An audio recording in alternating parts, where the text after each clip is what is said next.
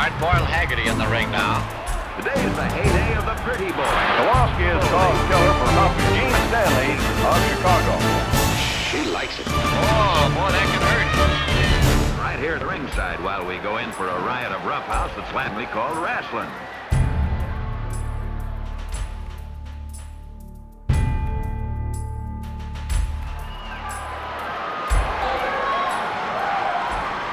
One, 2, 3, 4, 5, 6, 7, 8, 9, 10, 11, 12, 13, 14, 15, 16, 17, 18, 19, 20, 21, 22, 23, 24, 25, 26, 27, 28, 29, 30, 31, 31 complete rotations from the Iron Sheik.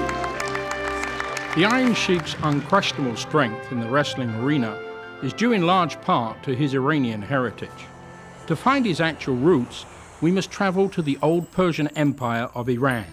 It is here, in the village of Damghan, a town situated just 100 miles from the Iranian capital of Tehran, that on the 9th of September 1942, the Iron Sheik was born and was named Hossein Khosrow Vaziri. His father Asham and mother Marga were hard-working pistachio farmers. The Iron Sheik, who his friends knew as Koz, together with his 3 brothers and a sister, all helped out on the family farm. We raised pistachio, Persian pistachio, and also grapes and watermelon, whatever. Their job was farming, the farmer people. My mother, father, and background and brother, I had Ali and Muhammad and Hassan and Ali and Masumi, my sister. And I was maybe 5 years old. At the time of his birth, World War II was in its 3rd year. And just a year prior to Koz's birth, the Shah of Iran had failed to expel all Axis nationals, which had led to an Allied occupation of Tehran. The Shah had then abdicated in favor of the Crown Prince Mohammad Reza Pahlavi. Across Europe, Hitler's forces had what looked like a stranglehold, and by the fall of 1942, Germany and its Axis friends ruled an empire that stretched from the gates of Moscow to the shores of the Atlantic, from the deserts of Africa to the Arctic Ocean. In Bombay, India, Mahatma Gandhi's plea to end English rule provoked fierce riots, while on the home front, kids in Britain and North America cheered on their movie hero Flash Gordon as he endlessly fought the planet Mongo's master villain, Ming. Let me talk to him. Listen, Ming. If you harm Dale Arden, I'll come there and kill you with my bare hands. I'm not interested or disturbed by the ravings of a madman. Dale has not been harmed. She will tell you so herself. Step here, my child. Flash. Get me out of here. Get me out. Dale, listen to me. Don't be afraid. We'll get you out somehow. The Vaziri family were far removed from these events, and by the time Koz had reached the age of 6, his family had left the farm and relocated in the city of Tehran.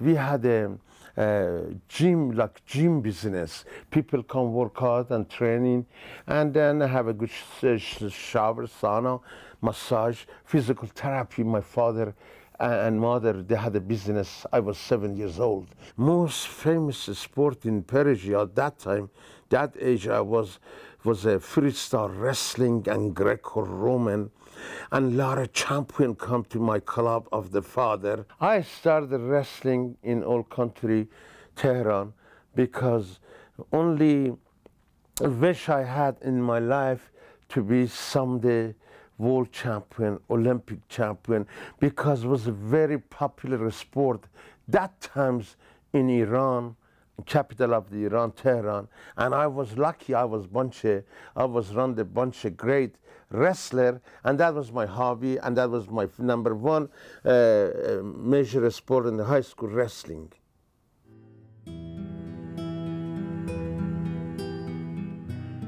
(1964) Tokyo, Japan.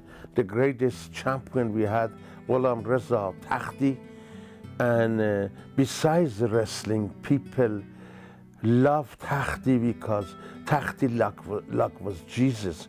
Like Muhammad, like the what I call Michael Jordan for wrestling sport. That much people respect Takhti. He was the greatest human being we had in the Persian history. Besides wrestling, he was the biggest babyface, biggest human being with a heart.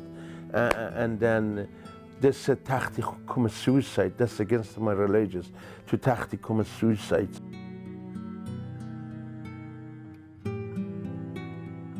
So I'll be honest with you, since Takhti died or killed the Takhti, sport to me was nothing like before. But still, I cannot forget about my sport, wrestling. So that's why I said I'm going to compete. I'm going to still love my sport, wrestling, but different country. I was lucky I made it to Minnesota, to America.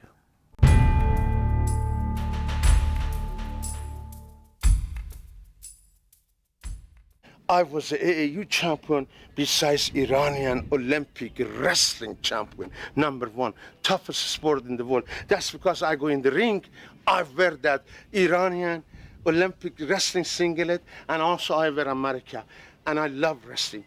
And only thing I did all my life, Ya Allah, Ya Muhammad, Ya Ali.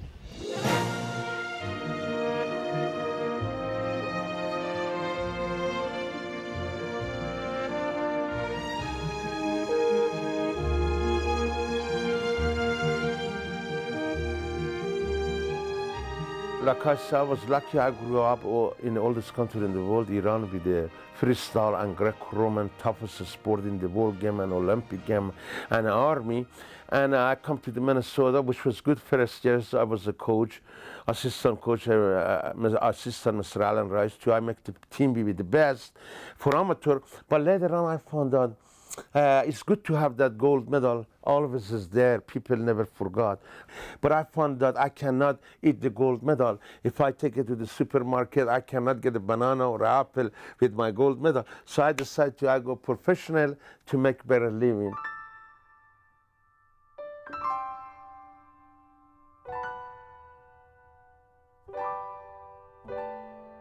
The way I first met my husband was one evening. A good friend of mine, Jean Kacholik, and I were at our favorite hangout called The Left Guard, which was a bar restaurant in Minneapolis where all the famous sports celebrities would always go to in the evenings. And she and I were there that evening, and we were just standing around talking to one another. And my husband-to-be, Kaz, came up and introduced himself. And what really struck me about him was his great looks.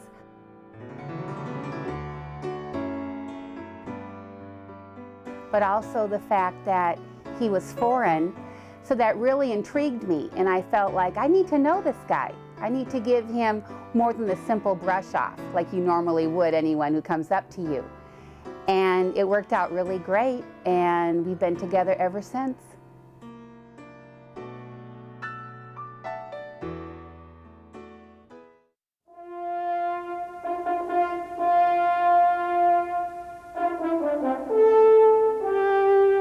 It was oil that vastly increased the fortune of the last Shah of Iran.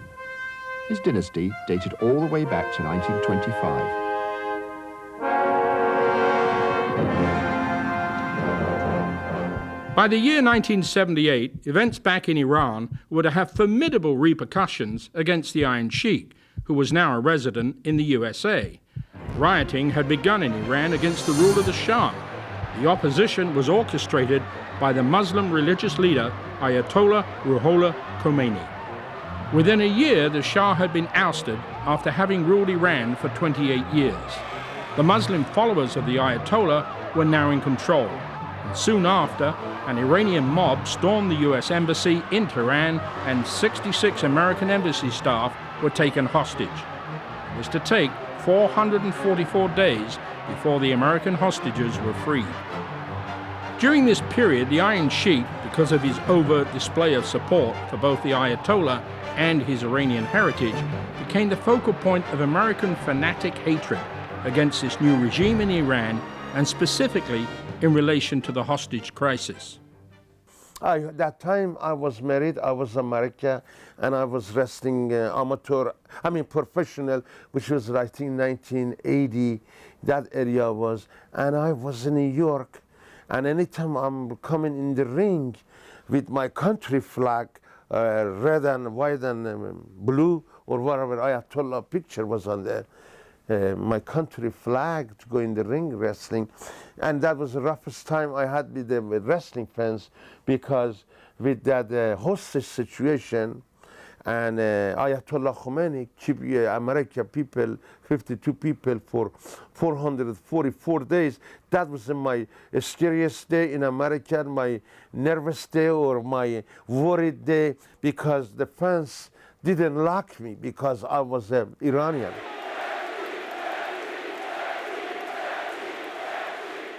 But also people respect Khosrow Waziri, Iron Sheik, because I was the best Olympic, amateur, professional wrestler till I can be the WWF champion.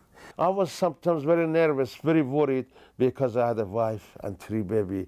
And I want to say thanks to the God, thanks to the Jesus, thanks to all my wrestling fans, they didn't get invited, they didn't get too much excited to hurt me. And I'm very happy, and I want to say hello to all of them. He's always thinking ahead for our safety, and because of that, I know that he genuinely cares about us. I'm very proud of my dad. I think he's one of the most amazing people in the world, and he's accomplished so much, and he's always there for his family, and he's a great, great person.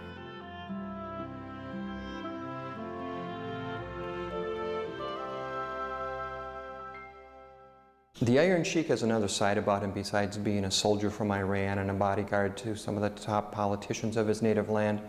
He also has a side of him where he loves the United States of America.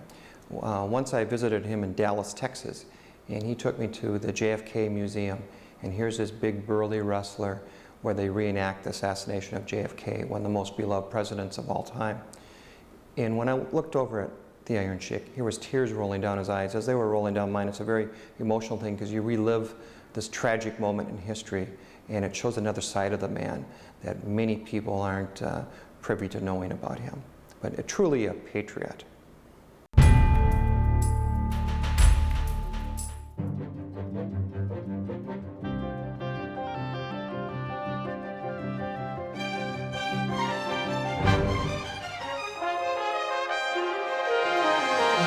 I come from Asia. I bring the wrestling, freestyle, Greco-Roman, toughest to America.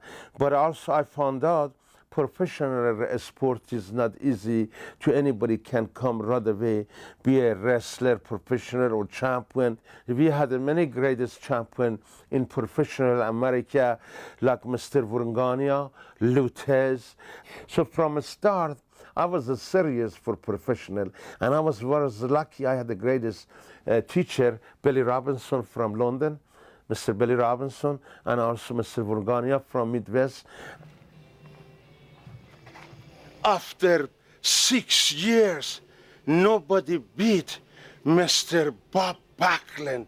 This belt belonged to Mr. Bob Backlund for 6 years. After I beat Mr. Bob Backlund, I get that belt in Madison Square Garden, New York, most famous arena in the world, to be the WWF wrestling champion. And I feel great, feel the best. I've never ever been a wrestling fan, and because of that, I never really go to wrestling matches, and I haven't had occasion to see him in the ring that much. I was there the evening he beat Bob Backlund for the original belt back in the WWF in New York City at Madison Square Garden. Through our 25 years of marriage, naturally, I've been to many, many arenas and seen it, but basically I keep my nose in a book and read, and occasionally when his match is on, of course, I pay attention, because I like to critique him. I like to let him know what I think he's doing good and what I think he could do to make the show even better. I've seen my dad in wrestling matches before, and it doesn't bother me so much because I know that he's strong and can handle any pain. that might be inflicted upon him. It doesn't bother me. When my husband gets hurt, I basically feel like, oh no, I hope to God it's not too bad. I hope he can recover from this. And it has happened through the years that he's dislocated his shoulder or hemorrhaged his eye and detached his retina and of course hurt his ankle and different things. But unlike anyone I've ever met, he is so strong. And he came from a background of Russian Olympic coaches and U.S. Olympic coaches that taught him that you must continue even though you're hurt. You must go on. And he's always done that. In fact, the sad thing is he once broke his ankle and taped it back up and went out there and worked some more. And of course, that's not the best thing you can do naturally. But at the time, he just never even gave it another thought. The show must go on was his mentality. One of the greatest partner I had, and that was Madison Square Garden. I think it was 1985. We become World Wrestling Federation champion in New York. That was another biggest honor and biggest pleasure for me was in the America. And it was very tough, but Nicola and I, we was more experienced, more wrestling ability, and we beat them.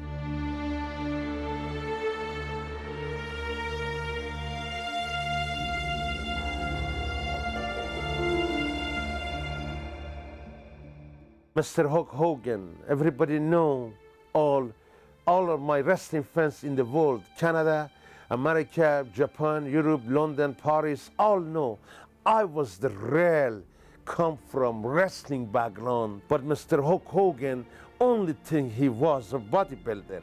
I feel bad to the guitar player and a bodybuilder to come take the Iron Sheik belt, World Wrestling Federation belt from me. That was another nightmare, another saddest night in my life. Don't get me wrong, also that night I didn't feel good, I was sick, and one of my bad nights, I lost my belt to Hulk Hogan, and I make the Hulk Hogan be the biggest wrestling champion like Michael Jordan or like Muhammad Ali for boxing.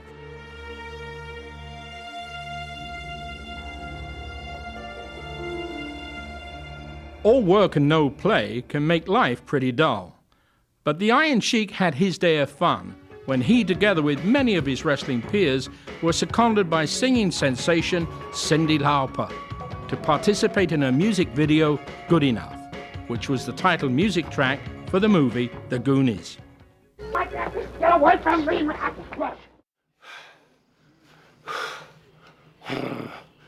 Ya Ali, Ya Muhammad, Ya Allah. Do I hope my husband gives up wrestling soon as a mom and as a wife? Absolutely.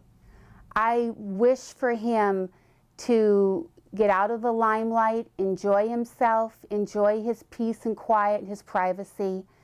And I want for him a healthy life. I want for him to basically find a different career and do it well like he's done with wrestling. But most of all, be happy in what he's doing.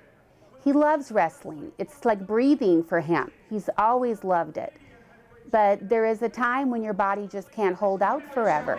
The Iron Sheik will be taking pictures I think I can wrestle another 10, 15 years if God go behind me and my wife and my family. And like I said, only game I had all my life, and I hope 10, 15 years wrestling more, be a trainer, be a coach, be assistant, whatever.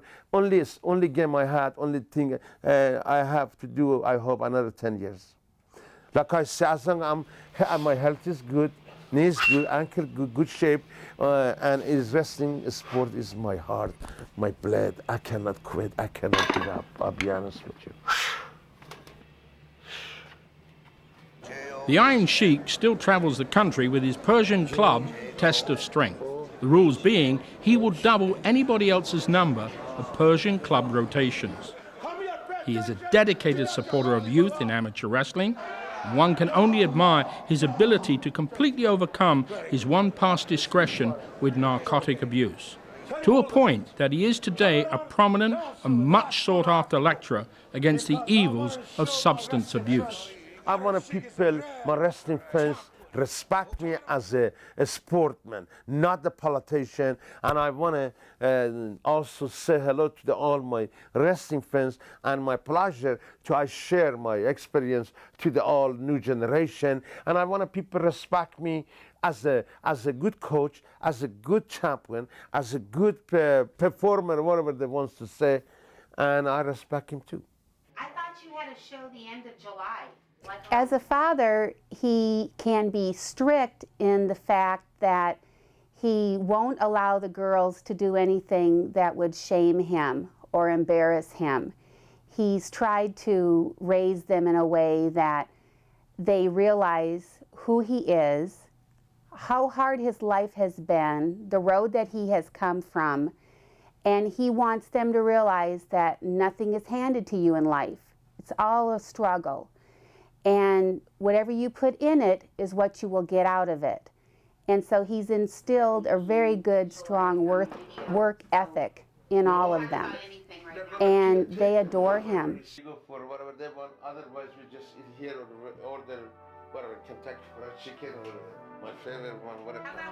I love him very much, and he has made me everything that I will be today. And that I think he's the greatest father. His beautiful daughters and wife Carol obviously adore this man, a man who came from a far-off land whose culture is so very different to those in North America. But he has survived and prospered, winner of the much-coveted WWF heavyweight title and a gold medal winner in the Olympics are but a few of his outstanding achievements. Look into his eyes, and you know this man will never quit. Coz Vaziri, the Iron Sheik, is a credit to his country, his heritage, and his family. But best of all, he is a credit to himself. It is said, when all things become alike, they become anonymous. There is nothing anonymous about the Iron Sheik.